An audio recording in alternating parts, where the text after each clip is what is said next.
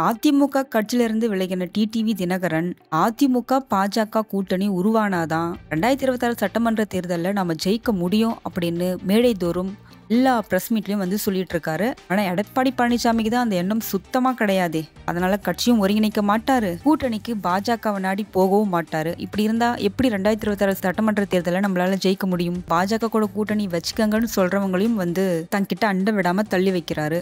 ஒருங்கிணைங்கன்னு சொல்ற சீனியர் கிட்டையும் வந்து வாக்குவாதம் பண்றாரு. இதெல்லாம் போக அதிமுகவை பத்தியும் எடப்பாடி பழனிசாமி பத்தியும் விமர்சனம் பண்ற டிடிவி தினகரனையும் அவ்வப்போது பயங்கரமா பிரஸ் மீட்ல விமர்சனம் பண்ணிட்டு வர்றாரு. டிடிவி தினகரன் போற கப்பல் சீக்கிரமா மூழ்கிடும் அப்படின்னு அதிமுக பொதுச் செயலர் சமீபத்துல ஒரு பேட்டியில வந்து சொல்லியிருந்தாரு. இதுக்கு பதிலடி கொடுத்து டிடிவி தினகரன் எடப்பாடி பழனிசாமிக்கு பயங்கரமான ஒரு பதிலடி கொடுத்திருக்காரு. மெல்ல மெல்ல மூழ்கி போயிட்டு இருக்கிறது பழனிசாமியோட கப்பல் தானே தவிர எங்களோட கப்பல் கிடையாது. ஜெயலலிதா அம்மையாரோட இருக்கையில உட்கார்ந்தா தன்னை ஜெயலலிதா அம்மான்னு நினைச்சிட்டு இருக்காரு போல. எப்பவுமே கற்பனை உலகத்திலேயே எடப்பாடி பழனிசாமி வாழ்ந்துகிட்டு இருக்காரு அப்படின்னு விமர்சித்திருந்தாரு. அப்படின்னு எடப்பாடி பழனிசாமியோட விமர்சனத்துக்கு பதிலடி கொடுத்திருந்தாரு டிடிவி தினகரன். திருவண்ணாமலையில நடந்த செய்தியாளர் சந்திப்புல தான் இந்த பதிலடி அவர் கொடுத்திருக்காரு.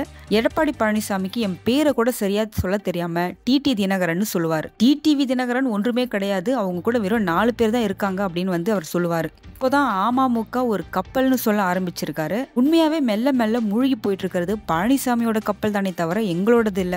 10 தோல்வி பழனிசாமி அவர் பதவிக்கு வந்த பிறகு சந்தித்த எல்லா தேர்தலையும் தோல்விதான். எங்க மறுபடியும் இன்னொரு தோல்வி வந்து சேர்ந்துருமோன்னு தான் விக்கிரவாண்டி இடைத்தேர்தல்ல அவர் போட்டியிடாம அந்த தேர்தலை புறக்கணிச்சார். கேட்டா புரட்சி தலைவி அம்மாவும் கடந்த காலங்கள்ல இப்படிதான் செஞ்சிருக்காங்கன்னு ஒரு மழுப்பலான பதில் சொல்றாரு. அம்மாவையும் இவரையும் எப்படி ஒப்பிட முடியும்? ஜெயலலிதா அமர்ந்து இருக்கையில உட்கார்ந்ததுனாலோ என்னமோ புரட்சி தலைவி அம்மான்னு நினைச்சிட்டு இருக்காரு. கற்பனையில வேற ஒரு உலகத்துல வாழ்ந்துட்டு இருக்காரு எடப்பாடி பழனிசாமி. கண்டிப்பா 2026 சட்டமன்ற தேர்தல்ல இவர் கட்சிக்கு ஒரு முடிவுரை எழுததான் போவாரு. கண்டிப்பா 2026 சட்டமன்ற தேர்தல்ல அதிமுக கட்சிக்கு ஒரு முடிவுரையை இவர் நிச்சயமா எழுதிடுவாரு.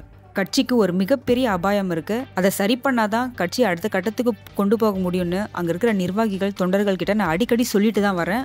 கட்சியும் சின்னமும் இப்போதைக்கு அவர்கிட்ட இருக்கிறதுனாலதான் அங்க இருக்கிறவங்க அவருக்கு காவடி தூக்கிட்டு இருக்காங்க. இப்போ அந்த கட்சி சின்னத்துக்கும் பிரச்சனை, அதனால நிர்வாகிகள் எல்லாரும் வீழ்ச்சிக்கிட்டா நல்லது. அம்மாவோட தொண்டர்கள் எல்லாருமே ஒன்றிணைந்தால் மட்டும்தான் திமுக அப்படிங்கிற அந்த தீய சக்தியை நம்மளால வீழ்த்த முடியும். இத பொதுமக்கள் மட்டும் இல்லாம கட்சி தொண்டர்கள் எல்லாருமே நல்லா உணர்ந்திருக்காங்க. புரட்சி தலைவர்கள் கண்ட வெற்றி சின்னமான இரட்டை இலைய தாம் மேல இருக்கிற கேசுகள்ல இருந்து தன்னை காப்பாத்திக்கிறதுக்காக அவர் இதை பெருசுபடுத்திட்டு இருக்காரு. இது மறைமுகமா திமுக வெற்றிக்கு உதவுறது மாதிரிதான். அந்த பாவத்துக்கு முதல்ல பிராய்ச்சித்தம் பண்ணுங்க. இது பழனிசாமிக்கு எப்பவும் புரியாது. அவர் அழிவை நோக்கி போயிட்டு இருக்காரு. தன்னுடைய சுயநலத்துக்காக புரட்சி தலைவர் கண்ட இயக்கத்தை அழிக்க பாக்குறாரு. இதை இயற்கை தடுக்கும் அப்படிங்கிற அந்த நம்பிக்கை எனக்கு இருக்கு. அதாவது டிடிவி தினகரன் அரசியல் அந்த அளவுக்கு சாதனைகள் படைக்கலனாலும் அவர் சொல்ற சின்ன சின்ன கருத்துக்கள் கூட கவனிக்கத்தக்கதா இருக்கும். அவர் இப்பவுமே வந்து தன்னோட சுயநலத்துக்காக எதுவுமே சொல்லல. கட்சி வந்து ரொம்ப மோசமான நிலையில போயிட்டு இருக்கு, அதை அடுத்த கட்டத்துக்கு கொண்டு போனோம்னா இதைதான் பண்ணும் அப்படின்னு ஒரு சில ஆலோசனைகளை எடுத்து சொல்றாரு. ஆனா அது பழனிசாமிக்கு ஏற்புடையதா இல்ல. கட்சியை ஒருங்கிணைச்சா இவங்க எல்லாம் கட்சிக்குள்ள வந்து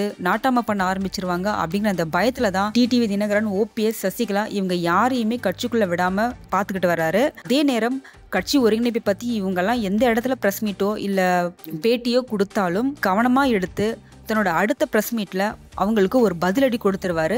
அந்த மாதிரி தான் எடப்பாடி பழனிசாமி அரசியல் பண்ணிட்டு வராரு. திமுக எதிர்ப்பு ஒரு பக்கம் இருந்தாலும் உள்கட்சி பூசலையே வந்து அவரால் தாங்கிக்க முடியல. கட்சியோட நல்லதுக்குன்னு யார் எடுத்து சொன்னாலுமே அவர் அதுக்கு ஒரு பதிலடி கொடுக்கணும்னு தான் யோசிக்கிறாரே தவிர அவங்க சொல்றதுல இருக்கிற நல்லதை எப்பவுமே எடப்பாடி பழனிசாமி எடுத்துக்கிட்டது கிடையாது. இப்படியே போச்சுன்னா அதிமுகவோட எதிர்காலம் நிச்சயமா கேள்விக்குறிதான். திமுக கட்சி விமர்சனங்களுக்கு பதிலடி கொடுக்கறது, அதிமுகவுல இருந்து பிரிஞ்சு போனவங்க தன்னை பத்தி என்ன சொல்றாங்கன்னு பார்த்து அதுக்கு பதிலடி கொடுக்கறது, இந்த மாதிரி பதிலடி கொடுக்கறதுல தன்னோட கவனத்தை செலுத்துறதை விட்டுட்டு கட்சி ஒருங்கிணைப்பை பத்தியும் 2026 சட்டமன்ற தேர்தலை பத்தியும் அவர் யோசிச்சாலே இந்த செல்வாக்க மீட்டு கொண்டு வந்துடலாம். இது எப்பதான் எடப்பாடி பழனிசாமிக்கு புரியுமோன்னு தெரியல.